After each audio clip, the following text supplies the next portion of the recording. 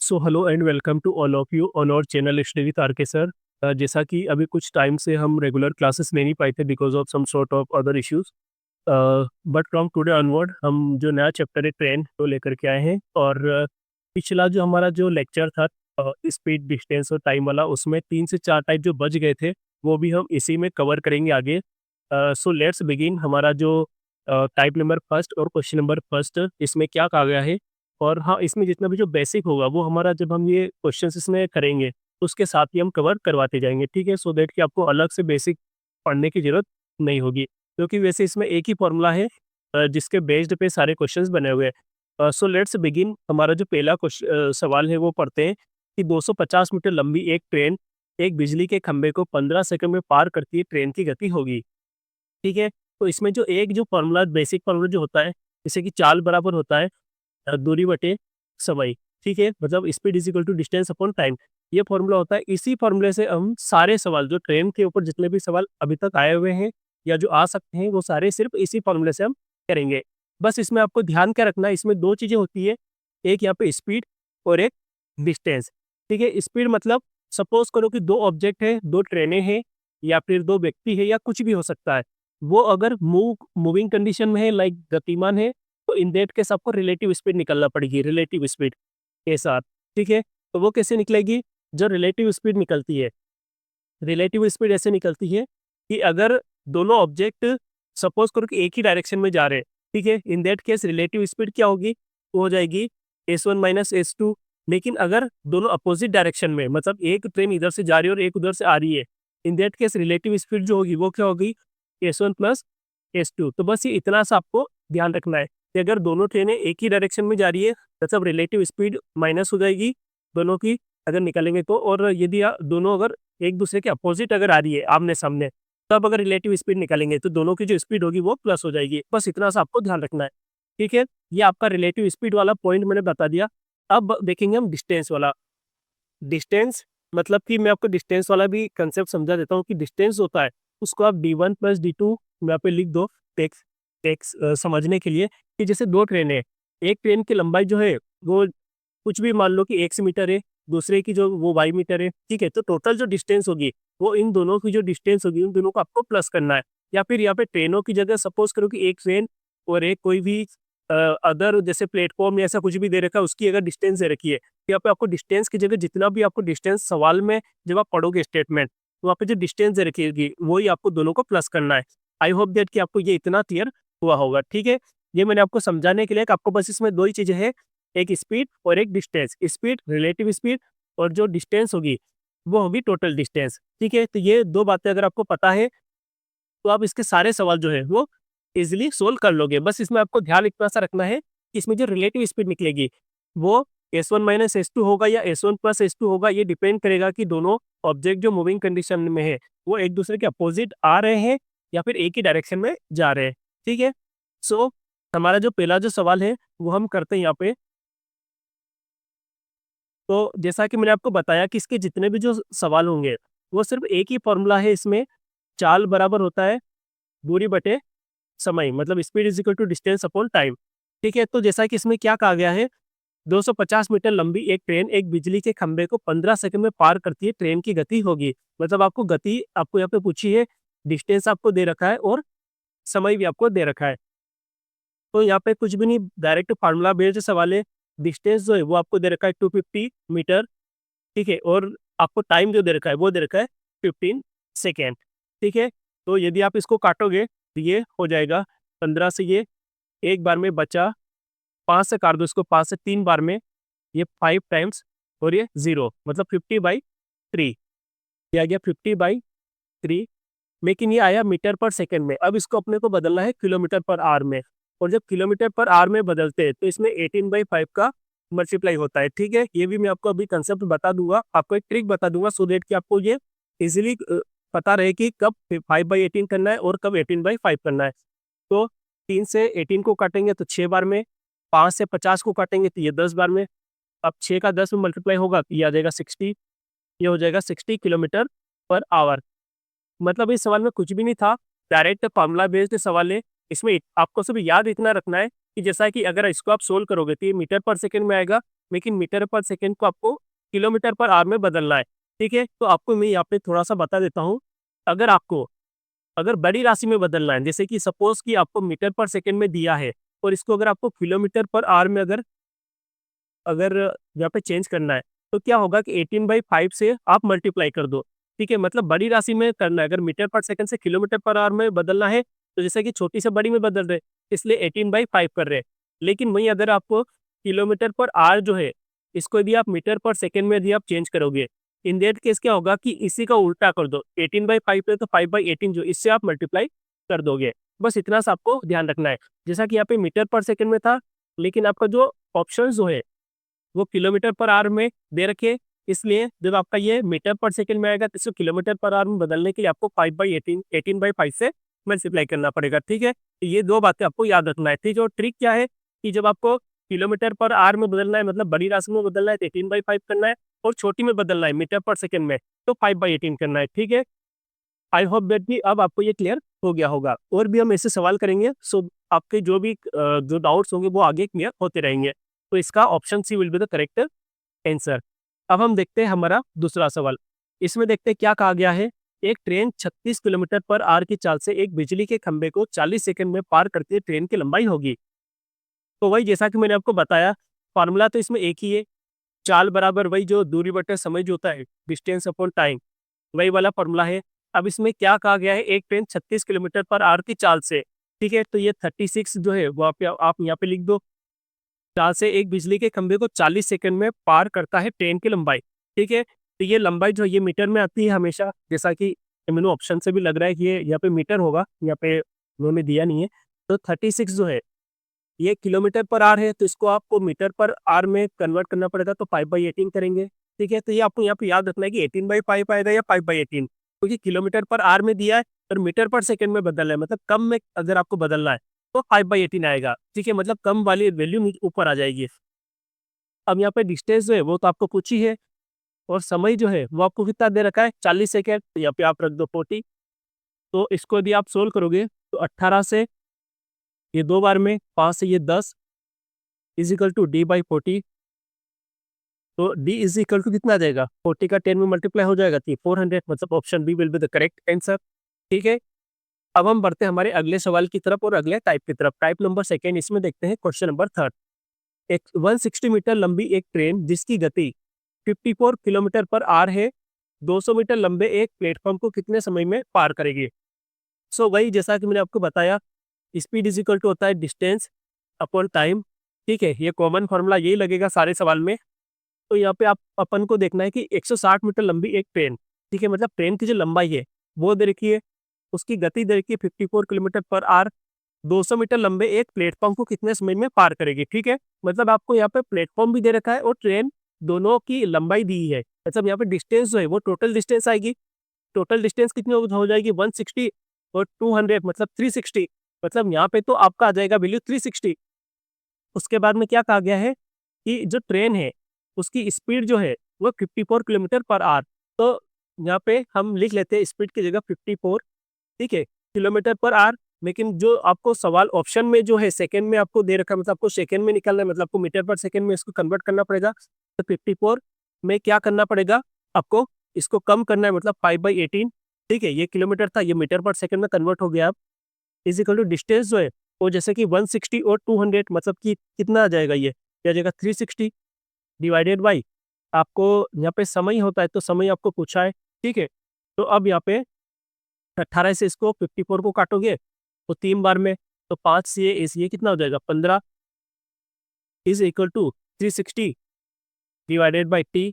अब यहाँ पे अगर आपको टी की वैल्यू निकालना है तो 360 जो है इसमें आप 15 से डिवाइड कर दो, तो कितना निकल के आ जाएगा, ये 15 से ये 2 बार में 30, फिर यहाँ 60 बचा, मतलब 15 से 4 बार में, मतलब कि option C will be the correct answer, मतलब कि आपका 24 सेकेंड इसका आंसर आ जाएगा।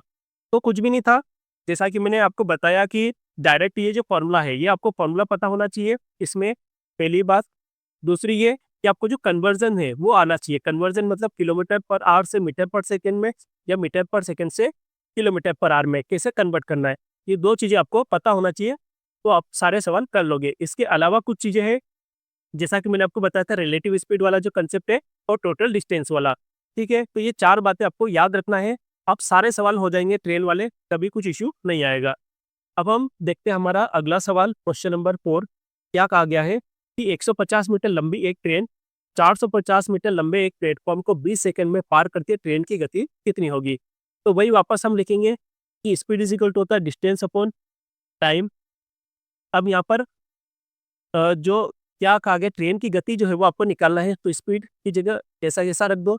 डिस्टेंस जो है वो आपको कितना दे रखा है, 150 मीटर जो है वो तो ट्रेन की लंबाई है, प्लेटफॉर्म जो है 450 मीटर, मतलब दोनों को यदि आप प्लस करोगे तो ये आ जाएगा आपका 600 मीटर, और उसके बाद डिवाइडेड बाय आपका जो समय है वो कितना दे रखा है 20, मतलब ये मीटर पर सेकेंड, ये जीरो से जीरो कैंसिल हो जाएगा, मतलब ये आ जाएगा आपका 30। लेकिन ये 30 क्या आया, ये मीटर पर सेकेंड में आया, और आपका ऑप्शन जो है ये किलोमीटर पर आवर में है, तो मीटर पर सेकेंड को किलोमीटर पर आवर में बदलने के लिए क्या करना पड़ेगा, 18/5, ठीक है, क्योंकि आप राशि को बढ़ा रहे हो, मीटर से किलोमीटर में बदल रहे हो, 18/5 आ जाएगा। तब 5 से 30 को काटोगे तो 6 बार में, और 18 का 6 में अगर आप मल्टीप्लाई करोगे तो ये हो जाएगा 108 किलोमीटर पर आवर, ये स्पीड आपकी निकल के आ जाएगी। So option C will be the correct answer, ठीक है। अब हम बढ़ते हैं हमारे अगले टाइप और अगले सवाल की तरफ, टाइप नंबर 3, क्वेश्चन नंबर 5। इसमें देखते हैं, कोई ट्रेन एक बिजली के खंभे को 12 सेकंड में तथा 150 मीटर लंबे एक प्लेटफॉर्म को 18 सेकंड में पार करती ट्रेन की लंबाई होगी। मतलब एक ट्रेन है, उसकी जो स्पीड है वो यहाँ पे सेम दे रखी है, मतलब एक जो ट्रेन है वो जिस स्पीड से जा रही है, तो सबसे पहले उसको एक बिजली का खंभा मिला जिसको 12 सेकंड में, उसके बाद में एक प्लेटफॉर्म मिला उसको 150 मीटर लंबा एक प्लेटफॉर्म है, उसको 18 सेकंड में पार कर रही है। यहाँ पे जो स्पीड है वो सेम है, ठीक है। तो अगर स्पीड अगर सेम है तो जैसा कि चाल बराबर क्या होता है, ये होता है दूरी बटे समय, और अगर ये स्पीड अगर सेम है तो इसको अपन क्या लिख सकते हैं, d1/t1 is equal to d2/t2, ठीक है। ये एक रिलेशन निकल के आता है जब भी स्पीड जो है वो कांस्टेंट होगी। तो इससे हम यहाँ पे देखेंगे जो डिस्टेंस है, जैसा कि इन्होंने कहा है कि बिजली के खंभे को 12 सेकंड में, ठीक है, तथा 150 मीटर लंबे एक प्लेटफॉर्म को 18 सेकंड में। अब देखो यहाँ पे जो बिजली का खंभा है उसकी तो कोई डिस्टेंस होती नहीं है, मतलब ऐसे लेंथ तो कुछ होती नहीं है, ठीक है। तो वहाँ पे क्या हो जाएगा, केवल जो ट्रेन की जो है उसी की लंबाई आएगी, तो ट्रेन की लंबाई आप मान लो कि ये एक्स है, ठीक है। अब ट्रेन की लंबाई जो एक्स है, और यहाँ पे बिजली के खंभे को कितना 12 सेकंड में क्रॉस कर रहा है, इसलिए यहाँ पे 12 आ जाएगा नीचे।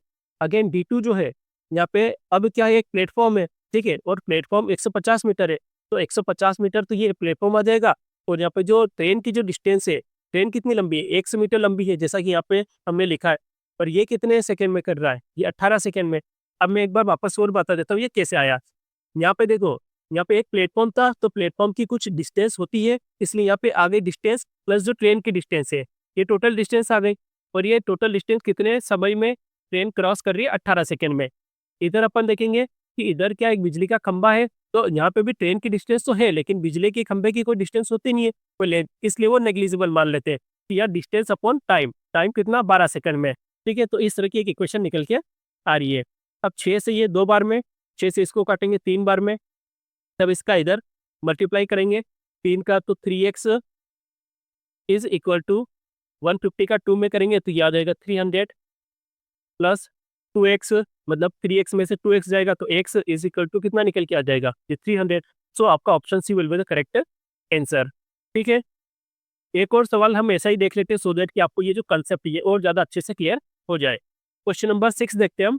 एक ट्रेन 100 मीटर लंबे एक पुल को 15 सेकंड में पार करती है तथा 150 मीटर लंबे एक प्लेटफॉर्म को 18 सेकंड में पार करके ट्रेन की लंबाई होगी, ठीक है। वही स्पीड जो है वो सेम है, एक ही ट्रेन है, वो सबसे पहले एक पुल को पार कर रही है, उसके बाद में प्लेटफॉर्म को पार कर रही है। जैसा पिछला जो सवाल था उसमें क्या खंबे को पार कर रही थी और प्लेटफॉर्म को पार कर रही थी, तब यहाँ पे जो पुल है उसकी भी डिस्टेंस यहाँ पे दे रखी है, ठीक है।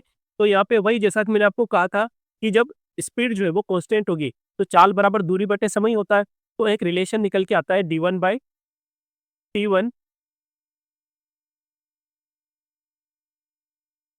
जो रिलेशन निकल के आता है वो आता है d1/t1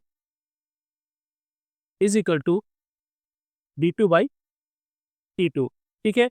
यहाँ पे d1 जो है, यहाँ पे डिस्टेंस जो है वो क्या ट्रेन है आपके पास में और एक पुल है, तो ट्रेन जो है उसकी तो आपको निकालना है कि कितनी लेंथ है, इसलिए उसकी तो आप एक्स मान लो, ठीक है। उसके बाद में यहाँ पे पूल जो है उसकी कितनी दे रखी है आपको, 100 दे रखी है, ठीक है। उसके बाद में कितने सेकंड में, 15 सेकंड में पार कर रहा है, यहाँ पे 15 लिख दो। अगेन डी टू मतलब कि 150 मीटर प्लेटफॉर्म है और ट्रेन जो है वो तो एक्स हमने मान ही लिए, और ये आ जाएगा 150 डिवाइडेड बाई इस यहाँ पे जो समय आ जाएगा वो आ जाएगा 18। अब इसको काट लो, इसको अगर आप कट करेंगे 3 से तो 3 से 5 बार में चला जाएगा, 3 से ये 6 बार में चला जाएगा। अब 6 का इधर मल्टीप्लाई करोगे, ठीक है, तो ये आ जाएगा 6x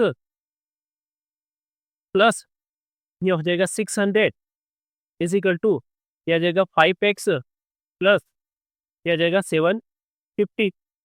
अब 5x में से 6x में से 5x जाएगा तो ये हो जाएगा x इज इक्वल टू 750 में से 600 जाएगा तो ये बचेगा आपका 150। मतलब x की जो वैल्यू आ गई वो आ गई 150 मीटर, मतलब ट्रेन की ये आपकी लंबाई निकल के आ गई। सो आपका option B will be the correct answer. So I hope that कि अब आपको ये समझ में आया होगा। सो बेसिकली जब भी स्पीड जो है वो अगर कांस्टेंट होगी तो d1/t1 is equal to d2/t2 आपको करना है, और ये सवाल बहुत बार सवाल मतलब एग्जाम में पूछा गया है, ठीक है। अब हम देखते हैं हमारा अगला टाइप नंबर 4, क्वेश्चन नंबर 7। क्या कहा गया है कि 90 मीटर लंबी एक ट्रेन जिसकी गति 54 मतलब 54 किलोमीटर पर आवर है उसी दिशा में चल रही 120 मीटर लंबी एक ट्रेन को 1 मिनट 3 सेकंड में पार करती दूसरी ट्रेन की गति होगी, ठीक है। तो जैसा कि मैंने आपको कहा था कि इसमें फॉर्मूला तो वही होगा, इस चाल बराबर दूरी बटे समय वाला, ठीक है। तो यहाँ पे लिख लेते हैं चाल बराबर दूरी मतलब डिस्टेंस अपॉन टाइम, ठीक है। अब यहाँ पे 2 ट्रेनें हैं, ठीक है। अब 2 ट्रेनें हैं मतलब यहाँ पे जो आपकी स्पीड आएगी वो रिलेटिव स्पीड आ जाएगी, ठीक है। यहाँ पे आर लगाते थे रिलेटिव स्पीड, ठीक है। उसके बाद में दूसरी ट्रेन की गति आपको निकालना है। अब यहाँ पे अगर 2 ट्रेनें हैं तो ऑब्वियसली उन दोनों ट्रेनों की डिस्टेंस भी आएगी, तो यहाँ पे डी की जगह डी टोटल कर लेते हैं, डी टी कर लेते हैं, ठीक है।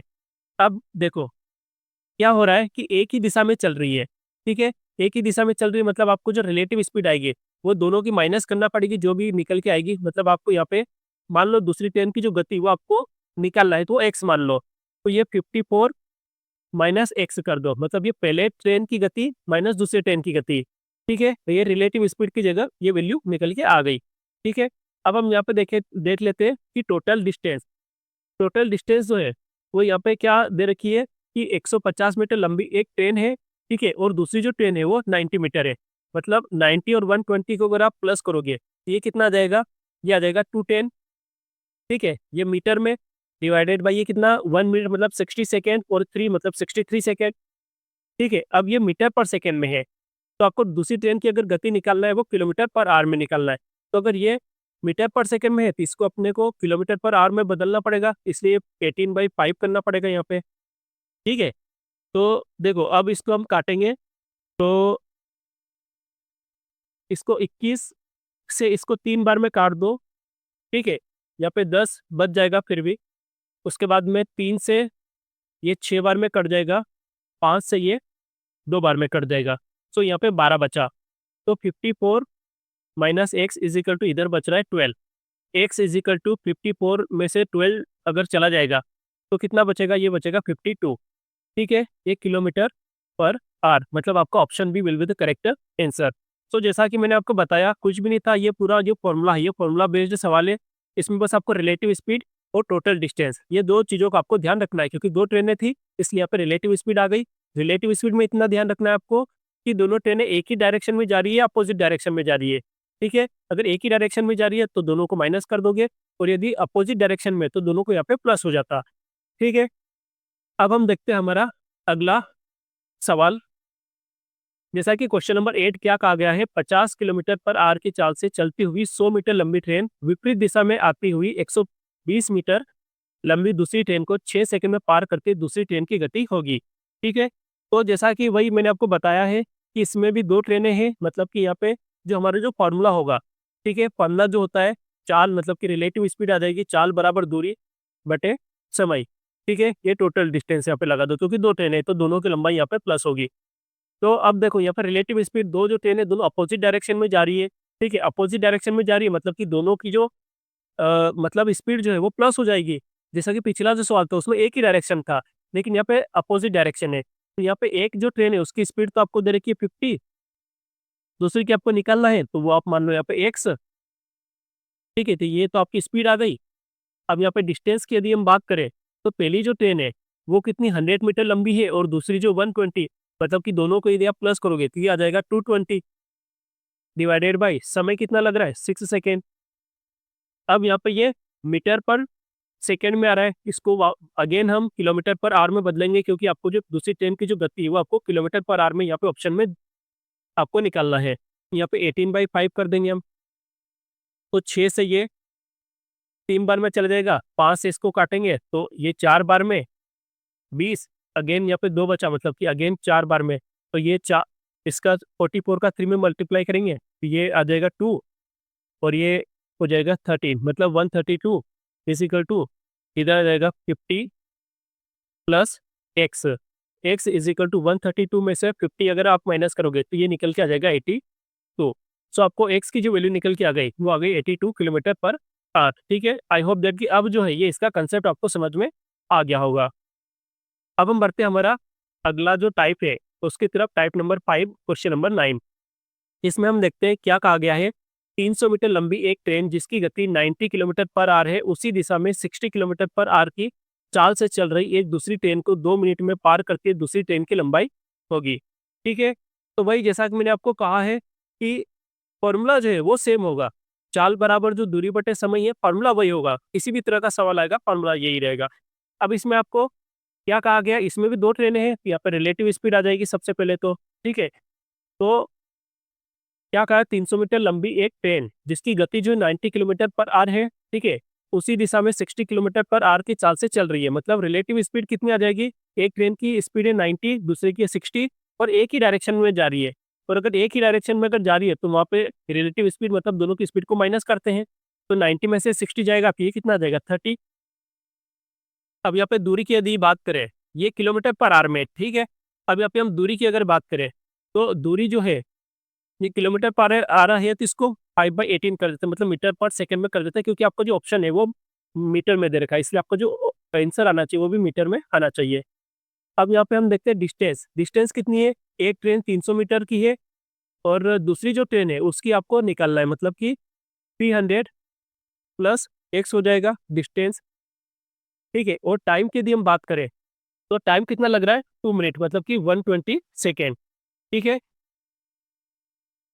अब हम देखते हैं यहाँ पे कि इसको हम सोल्व करेंगे 6 से 3 बार में, 6 से ये चला जाएगा 5 बार में, मतलब ऊपर आ जाएगा 25/3, इधर आ जाएगा 300 प्लस एक्स डिवाइडेड बाई 120। तो 3 से इसको काटेंगे तो ये 40 आ जाएगा। यहाँ पे 40 का यदि आप 25 से मल्टीप्लाई करोगे तो इसको आगे इधर सोल्व कर देते हैं हम।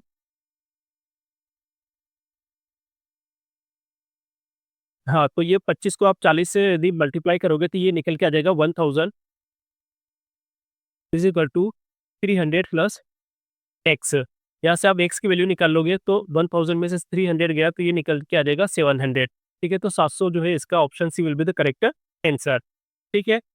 अब हम देखते हैं हमारा अगला सवाल, एक और उसी तरह का सवाल देख लेते हैं सो दैट कि आपको इसका जो बेसिक कंसेप्ट जो है वो आपको क्लियर हो जाए। Question number 10, 45 kilometre per hour की चाल से चलती हुई 112 मीटर लंबी ट्रेन विपरीत दिशा में 27 किलोमीटर पर आवर की चाल से चल रही 108 मीटर लंबी ट्रेन को कितने समय में पार करेगी।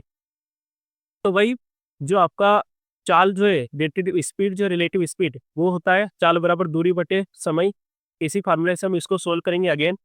तो देखते हैं 45 किलोमीटर पर आवर की चाल से एक ट्रेन है और दूसरी जो है वो 27 है लेकिन विपरीत दिशा में जा रही है। तो 45 का 27 जो है इन दोनों का मल्टीप्लाई हो, सॉरी ये प्लस हो जाएगा रिलेटिव स्पीड में, क्योंकि दोनों की जो डायरेक्शन है वो अपोजिट है और अपोजिट डायरेक्शन होती है तो प्लस हो जाता है रिलेटिव स्पीड। तो 45 में यदि आप 27 को मल्टीप्लाई करोगे तो ये हो जाएगा 72, ठीक है। पर ये आ रहा है किलोमीटर पर आवर में, इसको ऑप्शन जो है वो सेकंड में दे रखा है, मतलब आपको इसको मीटर पर सेकंड में कन्वर्ट करना पड़ेगा। तो 5/18 करेंगे हम, इसको मल्टीप्लाई कर देंगे, ये अब आपका मीटर पर सेकंड में आपकी जो है ये मतलब रिलेटिव स्पीड निकल के आ गई। अब यहाँ पे डिस्टेंस जो है वो देखेंगे, क्योंकि 2 ट्रेनें हैं तो एक की जो डिस्टेंस मतलब एक की जो लंबाई है वो 112 मीटर है और दूसरे की 108, मतलब ये 200 और 20 ये हो जाएगा 220। तो डिस्टेंस की जगह आप रख दो 220 और यहाँ पे जो टाइम है वो आपको निकालना है, तो ये समय ऐसा कैसा आ जाएगा। तो 18 से 72 को काटोगे तो ये 3 टाइम्स, सॉरी ये 4 टाइम्स में चल जाएगा। ठीक है, तो 4 का 5 में मल्टीप्लाई तो 20 आ जाएगा, is equal to 220 divided by T, मतलब 0 से 0 कैंसिल हो जाएगा और 2 से 22 को काटोगे तो ये 11 बार में, मतलब टी की जो वैल्यू आ जाएगी वो आ जाएगी 11 सेकेंड। मतलब आपका option C will be the correct answer. ठीक है, सो आई होप दैट कि ये आपको समझ में आया होगा। जैसा कि मैंने आपको बताया है, इसमें कुछ भी नहीं है, बस एक ही फॉर्मूला है और एक ही फॉर्मूले से। ठीक है, जब भी आप पेन वाले सवाल जब आपको एग्जाम में आएंगे तो आपको किस तरह से आपको अप्रोच करना है वो मैं आपको एक बार फिर से बता देता हूँ कि एक जो बेसिक जो फॉर्मूला है, चाल बराबर दूरी बटे समय वाला, ठीक है, यही फॉर्मूला है और इसी फॉर्मूले से आपके सारे क्वेश्चंस बन जाएंगे। अब हो सकता है यहाँ पे कि आपको रिलेटिव स्पीड वाला लगाना पड़े। ठीक है, तो यहाँ पे टोटल डिस्टेंस भी आ जाएगी। रिलेटिव स्पीड कब लगाएंगे, जब दो ऑब्जेक्ट रहेंगे, जैसे कि दो ट्रेनें हैं, दो व्यक्ति हो सकते हैं। ठीक है, और वो एक ही दिशा में जा रहे हैं, अपोजिट डायरेक्शन में आ रहे हैं, इन दैट केस आपको यहाँ पे प्लस करना है या माइनस करना है वो आपको उससे डिसाइड होगा। उसका मतलब टोटल जो डिस्टेंस है, जैसा कि मैंने आपको बताया अगर दो ट्रेन है तो दोनों की जो लेंथ है वो आप यहाँ पे प्लस कर दो, तो आपको अगर समय निकालना है वो आ जाएगा। या फिर अगर इनमें से अगर एक डिस्टेंस दे रखी है, एक अगर पूछी गई तो वो आ जाएगा। या फिर अगर आपको एक की स्पीड दे रखी है एक ट्रेन की, दूसरे की निकलना होगी तो वो आ जाएगी। सो आपके किसी भी तरह का जो भी सवाल आपका बनेगा वो यहाँ पे आपका मतलब हो जाएगा इसी फॉर्मूले से solve. So I hope that कि ये आपको समझ में आया होगा। बहुत ही बेसिक सा कंसेप्ट, जैसे मैंने आपको बताया कि ये एक ही फॉर्मूला है, इससे आपके सारे सवाल बनेंगे। अब आगे से आगे के जितने भी जो टाइप है, ठीक है, आई थिंक कि 5 टाइप और बचे हैं ट्रेन में। टोटल 10 तरह के अलग अलग सवाल बनते हैं इसमें। तो आगे के जो सवाल है वो हम अगला जो अभी वीडियो लेक्चर आएगा उसमें हम कवर करवा देंगे। सो आई होप कि ये वाला जो लेक्चर है ये आपको समझ में आया होगा। So thank you for watching.